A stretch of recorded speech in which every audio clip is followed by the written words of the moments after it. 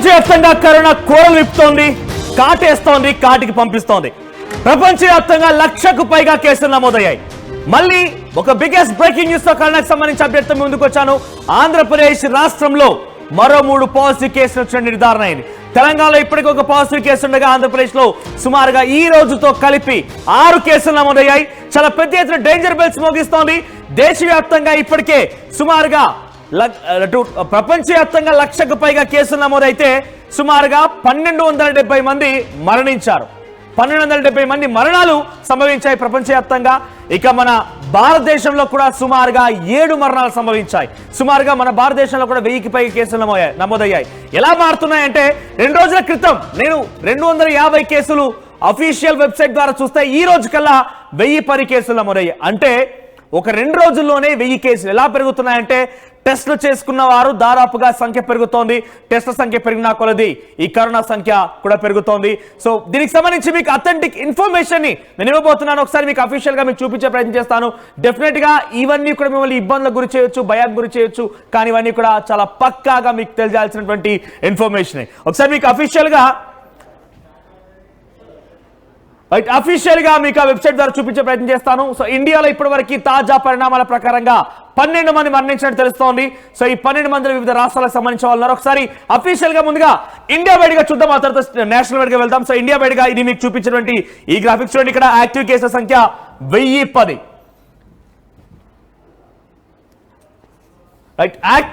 Active కేసుల సంఖ్య సుమారుగా 1010 నమోదైనాయి. ఇప్పటి వరకు భారతదేశంలో యాక్టివ్ కేసుల సంఖ్య 1010. ఇది అథెంటిక్ చూడండి. నేను చెప్పేది ఏం లేదు. ఇక్కడ ministry of health and family welfare, government of India authentic information మీకు నేను చూపించే ప్రయత్నం చేస్తున్నాను.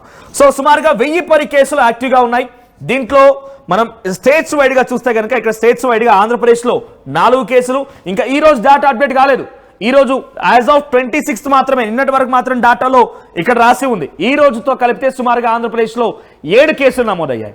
సో ఆల్రెడీ 4 కేసులతో పాటుగా ఈ రోజు ఆల్రెడీ 3 కేసులు నమోదైనట్టు తెలుస్తుంది. అంతా కూడా హాస్పిటల్లో అడ్మిట్ అయ్యారు, హాస్పిటల్లో చికిత్స తీసుకుంటున్నారు. సో 7 కేసులు ఆంధ్రప్రదేశ్ లో.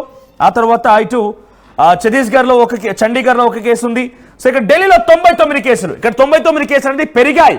గతంతో పోలిస్తే టోటల్ కేసు ఎంత 104 కేసులు మొత్తం మీద కేసులు అక్కడ ఢిల్లీలో నమోదైతే దాని 99 కేసులు అధికంగా ఇప్పుడు పెరగడం జరిగింది. అంటే యాజ్ ఆఫ్ మే 19 తర్వాత నుంచి ఈ 26 వరకు అంటే సుమారుగా ఈ వారం రోజుల్లో 99 కేసులు పెరిగాయి.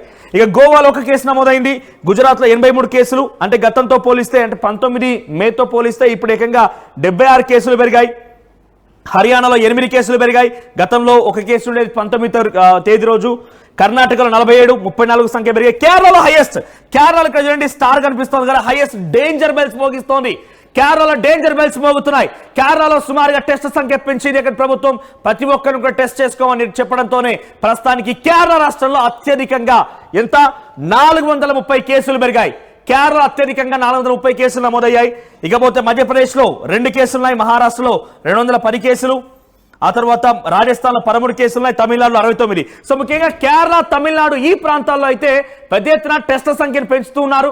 చాలా మంది కూడా ప్రజలు స్వచ్ఛందంగా వచ్చిపోయి కొంత సిమ్టమ్స్ ఉండగానే, జ్వరం లాంటిది రాగానే, హెడేక్ లాంటిది, ఇతరాతర సమస్యలు, మనకు కోవిడ్ అంటే ఎటువంటి సిమ్టమ్స్ ఉంటాయో తెలుసు కదా, ఆ సిమ్టమ్స్ గమనించగానే వెంటనే వచ్చి టెస్ట్ చేసుకుంటున్నారు. టెస్ట్ సంఖ్య బయటపడుతోంది. సో ప్రజెంట్ తమిళనాడులో కూడా 69 కేసులు ఉన్నాయి. ఇక ఉత్తరాఖండ్లో 15, ఉత్తరప్రదేశ్లో 15, ఉత్తరాఖండ్లో 0, at the same time west బెంగాల్లో 12. మొత్తం మీద 110 కేసులు ఈ రోజు వరకు ఇంకా అప్డేట్ కాలేదు. నిన్నటి వరకు మాత్రమే 26 మే 2025 రోజు వరకు మాత్రమే 1010 కేసులు ఉన్నాయి. సో 1010 కేసుల్లో ఈ రోజు వరకు మళ్ళీ అదనంగా సుమారుగా ఒక 20-30 కేసులు పెరిగే ఉంటాయి. ఎందుకంటే ఆంధ్రప్రదేశ్లోనే 3 కేసులు అధికంగా నమోదయ్యాయంటే ఈ సంఖ్య ఇంకా పెరుగుతోంది. సో ఒక డెత్ రేట్ చూద్దాం. ఇక్కడ డెత్ రేట్ చూడండి.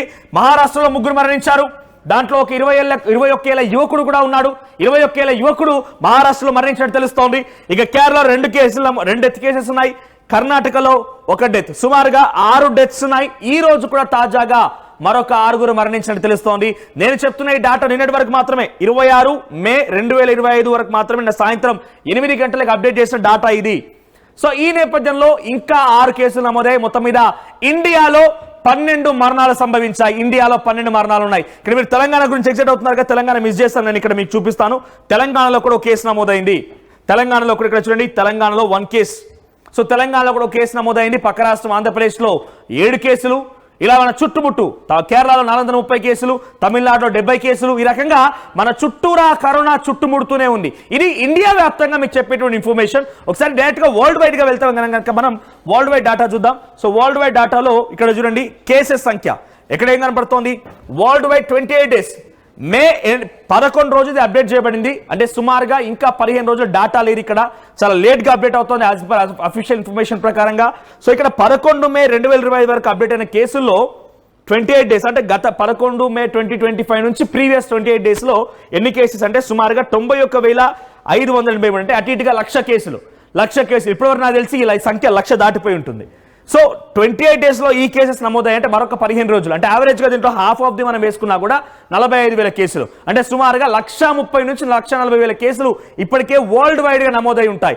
సో ఇది వరల్డ్ వైడ్ రేట్. ఇది దీంట్లో ఒక్కసారి మనం డెత్స్ కూడా చూద్దాం. డెత్స్ చూస్తే ఇక్కడ థాయిలాండ్ లో ఎన్ని కేసులు ఉన్నాయి, ఏ రకంగా ఇక్కడ కేసులు ఉన్నాయి చూపించే ప్రయత్నం చేస్తున్నాను.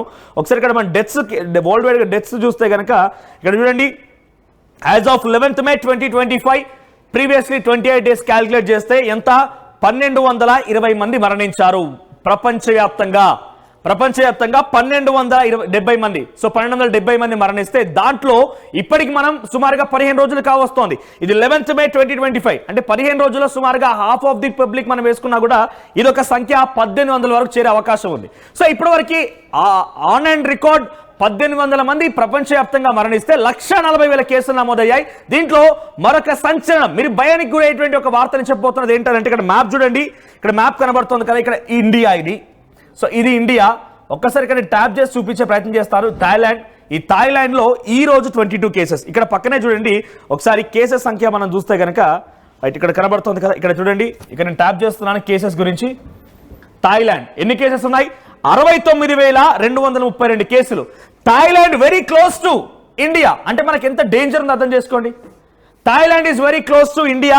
సో చాలా మంది కూడా థాయిలాండ్, బ్యాంకాక్ లాంటి వాటికి చాలా టూరిస్ట్ స్పాట్ గా ఉంది కాబట్టి అక్కడికి చాలా మంది వెళ్తూ ఉంటారు. అది ఇండియన్సే కాదు, వివిధ దేశాల నుంచి కూడా వస్తూ ఉంటారు. సో అక్కడికి ఈ మధ్య కాలంలో ఎవరైనా వెళ్ళినా కూడా ఐ రిక్వెస్ట్ ఎవ్రీవన్ దయచేసి టెస్టులు చేసుకోండి. ఇది మిమ్మల్ని భయప్రాంతకు గురి చేయడమో మిమ్మల్ని తప్పుగా చూపించడం మా ఉద్దేశం కాదు. కానీ ఇక్కడ చూడండి 69,232 కేసులు ఎప్పటికీ 11th May వరకు మాత్రమే. అంటే ఈ 10 రోజుల్లో సుమారుగా ఈ సంఖ్య 1,00,000కు పైన ఆశ్చర్యపోవాల్సిన అవసరం లేదు. అంటే అధికంగా పెరుగుతూ ఉన్నాయి కాబట్టి. సో థాయిలాండ్ ఇక్కడ పక్కనే మ్యాప్ లో మీరు గమనించండి, Thailand and this is India. So Thailand లో 69,232 కేసులు నమోదయ్యాయంటే దాని ప్రభావం డెఫినెట్ గా మనం హాట్స్పాట్ దగ్గరే ఉన్నాం, ఒక రెడ్ జోన్ పక్కనే ఉన్నాం, రెడ్ జోన్ కి ఆనుకొనే ఉన్నాం కాబట్టి డెఫినెట్ గా మనం అలర్ట్ గా ఉండాల్సిందే. సో ఈ మధ్య కాలంలో ఎవరైనా కనుక రిక్వెస్ట్ ఎవ్రీవన్ మిమ్మల్ని అందరినీ కూడా రిక్వెస్ట్ చేస్తున్నాను, ఈ థాయిలాండ్ కానీ బ్యాంకాక్ కానివ్వండి, ఈ సుదూర ప్రాంతాలకి ట్రిప్స్ నిమిత్తం వెళ్ళిన వారు ఎవరైనా కనుక ఉంటే వెంటనే టెస్ట్ చేసుకోండి. Yes right. మరొక బ్రేకింగ్ అంతోని మా పీసీఆర్ నాకు చెప్తున్న ప్రకారంగా థాయిలాండ్ కి ఇటీవల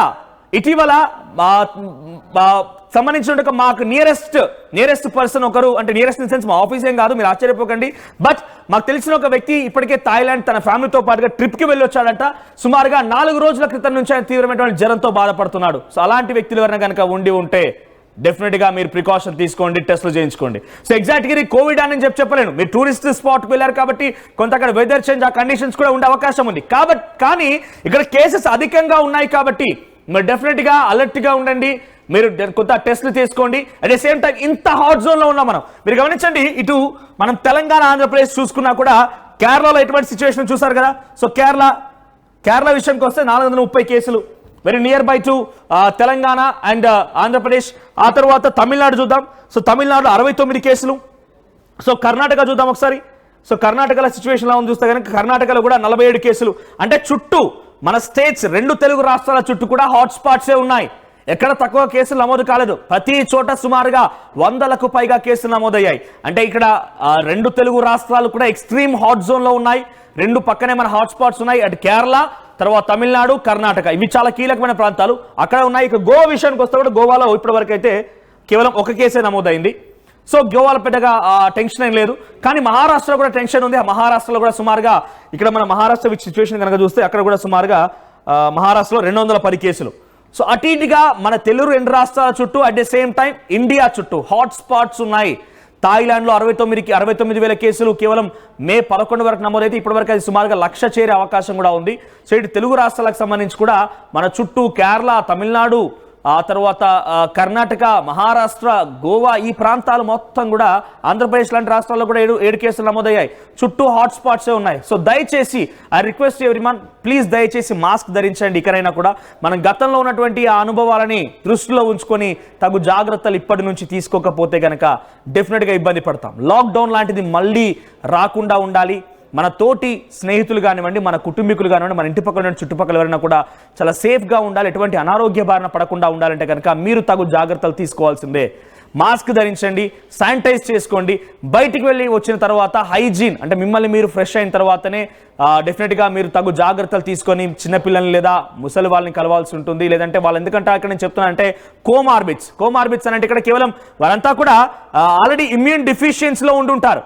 సో కొంత అనారోగ్య బారిన పడిపోయి ఏదో ఒక వ్యాధితో బాధపడుతున్న వాళ్ళే. సో అటువంటి వాళ్ళ దగ్గర మీరు ఈ రకంగా కోవిడ్ మీకు ఆల్రెడీ సోకి మీకు ఆ లక్షణాలు ఉండిపోయినా మీకు తగ్గే అవకాశం ఉండొచ్చు. కానీ అటువంటి వాళ్ళ కనుక సోకితే డెఫినెట్గా కొంత ప్రమాదం ఎక్కువగా ఉంటుంది. కాబట్టి వారి నుంచి కొంచెం దూరంగా ఉండండి. సో ఇప్పుడు నేను చెప్పిన డేటా మొత్తం కూడా టెస్ట్ చేసుకున్న వాళ్ళ సంఖ్యనే. ఈ డేటా అంతా కూడా టెస్టులు చేసుకున్న వాళ్ళ సంఖ్య మాత్రమే.